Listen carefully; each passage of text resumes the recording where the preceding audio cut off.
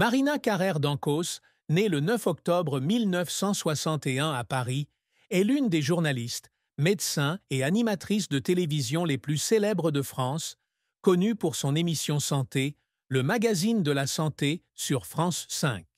Cependant, derrière son image professionnelle et son dévouement à son travail, Marina portait une profonde tristesse qui a façonné sa vie.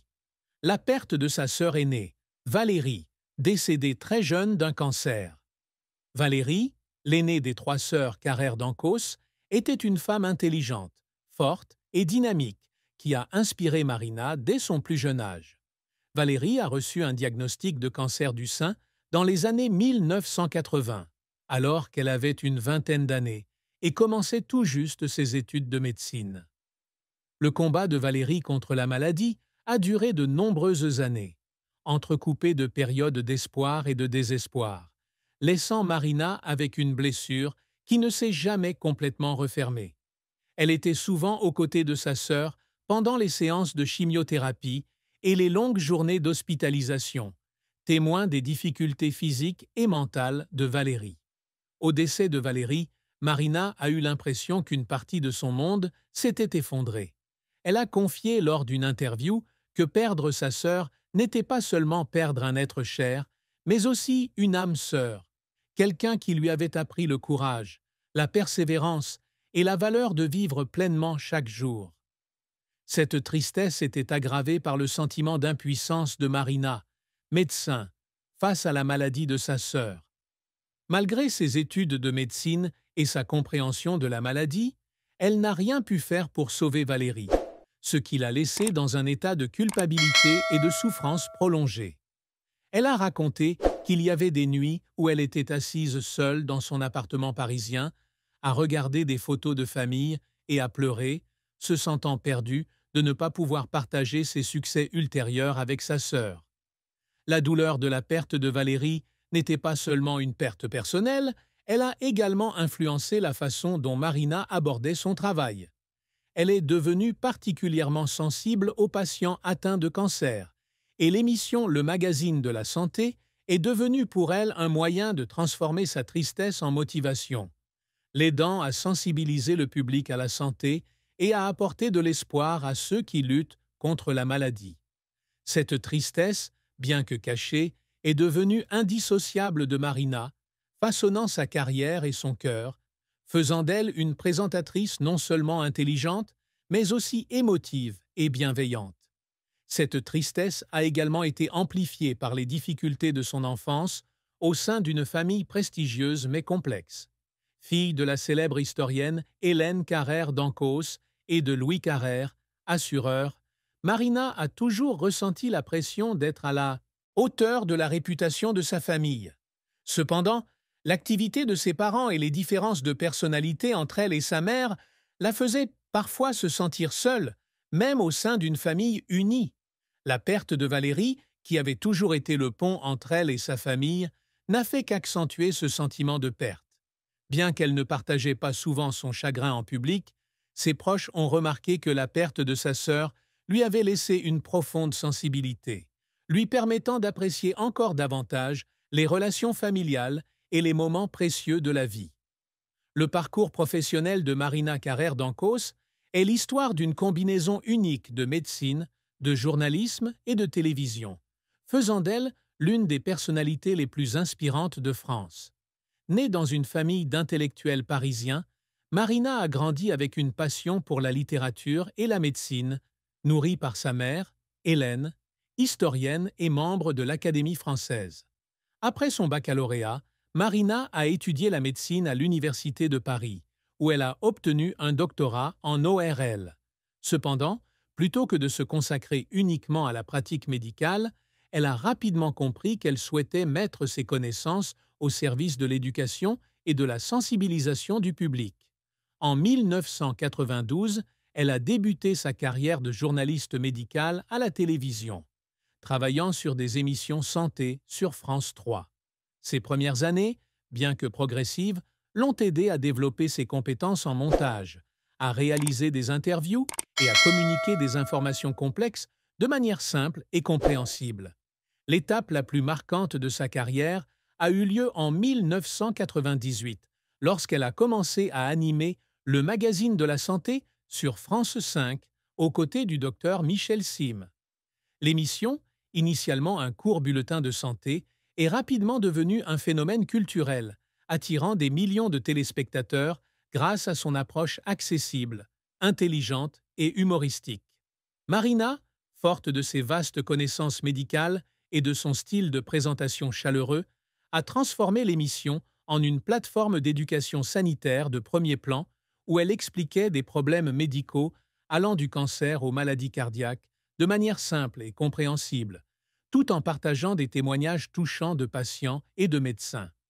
Le succès du magazine de la santé ne résidait pas seulement dans son audience, mais aussi dans son impact social, car l'émission a contribué à sensibiliser le public à des questions de santé telles que la prévention du cancer, la santé mentale et la santé publique. Elle anime également Allô Docteur, une émission du magazine de la santé axée sur les réponses aux questions du public, consolidant ainsi sa réputation de présentatrice dévouée et digne de confiance. Outre le magazine de la santé, Marina s'est également essayée à l'écriture en publiant des livres tels que Une femme blessée, 12-14, un roman inspiré de l'histoire vraie d'une victime de brûlure, et Alcool, les jeunes dans le piège, 12-8, un ouvrage documentaire sur l'abus d'alcool chez les adolescents. Ses œuvres mettent en valeur ses talents d'écrivaine et reflètent son engagement en faveur de la sensibilisation aux enjeux de société. Elle a également produit et animé des documentaires comme Le Monde en face sur France 5, où elle explore des sujets allant des violences conjugales au changement climatique. Ses efforts lui ont valu de nombreuses récompenses, dont un prix de la communication santé et la reconnaissance du milieu médical pour son travail de sensibilisation du public. Cependant, la carrière de Marina n'a pas toujours été un long fleuve tranquille. L'un de ses plus grands revers a été la critique de l'émission Allô Docteur dans les années 2010, pour des épisodes jugés peu approfondis ou simplifiant à outrance des questions médicales complexes.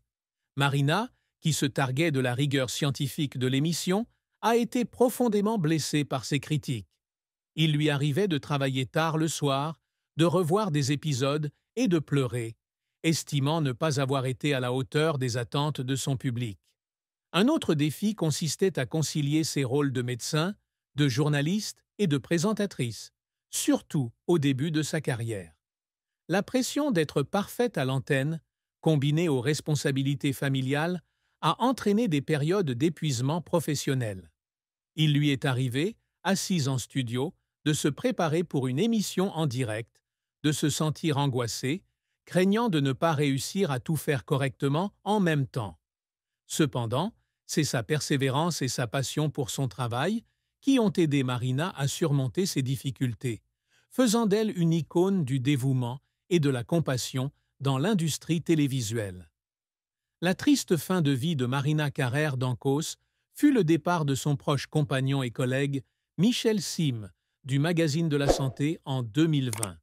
Michel, qui l'accompagnait depuis le début, était non seulement un collègue, mais aussi un ami, quelqu'un qu'elle considérait comme un frère dans la profession.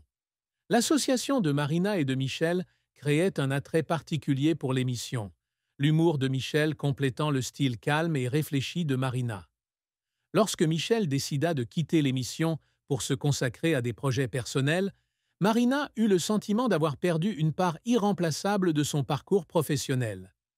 Elle confia un jour à Télé Loisirs que le jour où Michel annonça son départ, elle fondit en larmes dans son bureau, sentant qu'un chapitre important de sa vie se refermait. Le départ de Michel ne fut pas seulement une perte personnelle, il mit également Marina sous pression pour continuer à animer l'émission seule, ou avec les nouveaux co-animateurs Jimmy Mohamed et Antoine Piot. Elle craignait que le public n'apprécie plus autant l'émission qu'avant, et la pression pour maintenir la qualité du magazine de la santé lui faisait vivre des journées stressantes. Certaines émissions lui donnaient l'impression de lutter pour rester saine d'esprit, craignant de ne pas pouvoir combler le vide laissé par Michel. Cette tristesse était aggravée par la prise de conscience que le départ de Michel marquait la fin d'une époque où tous deux avaient fait de l'émission, d'une petite idée, une plateforme nationale d'éducation à la santé. Bien qu'elle soit restée proche de Michel, Marina nourrissait un regret secret de ne plus pouvoir continuer à partager les mêmes ondes. Cette tristesse était amplifiée par ses réflexions sur la fragilité des relations humaines. La perte de sa sœur Valérie et le départ de Michel de l'émission l'ont fait réfléchir à la valeur du temps et des êtres chers. Elle a un jour confié regretter de ne pas avoir passé plus de temps avec Michel en dehors du travail, comme les moments de rire ensemble en coulisses ou les voyages d'affaires pour les tournages. Cette triste fin, bien que non définitive, a laissé un sentiment de vide chez Marina, lui rappelant que même les choses les plus durables peuvent changer. Elle a cependant transformé cette tristesse en motivation et s'est engagée à poursuivre la mission du magazine de la santé afin de rendre hommage aux années de collaboration avec Michel et aux valeurs qu'ils ont bâties ensemble.